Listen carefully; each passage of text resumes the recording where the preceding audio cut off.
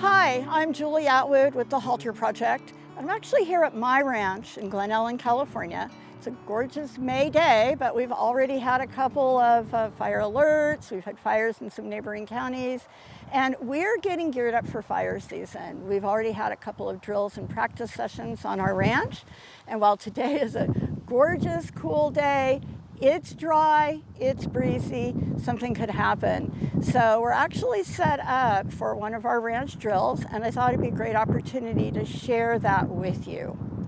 So even though there's beautiful blue sky and puffy white clouds, hard to imagine that anything awful could happen.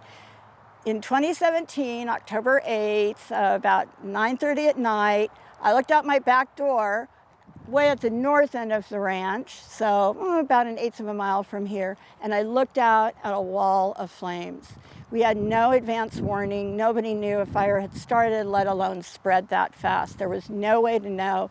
The winds were 70 to 80 miles an hour.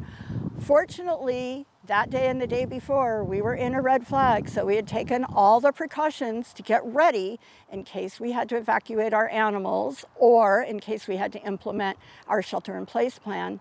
So that meant that all of the cattle and the goats and the horses and my mule who were in all these pastures that I'm looking at had been moved down to the lower part of their enclosures. All our pastures have provide the opportunity for our animals to get up into the hills, into the forested areas, away from the flies and into some shade in hot weather. But whenever there's a red flag, we bring them down, we close off the top section. So they're all down here near the roadway. There are trees in their pastures, but the grass is down to bare nubbin, so there's really not much to burn. The fencing is steel, although it wasn't then, and they've got plenty of water. And if we need to move them further, we can catch them very quickly. That's actually what happened on the night of October 8th, 2017. We were able to evacuate our 6 equines, plus my mule, plus several goats. We had cattle in the pasture behind or up in front of me.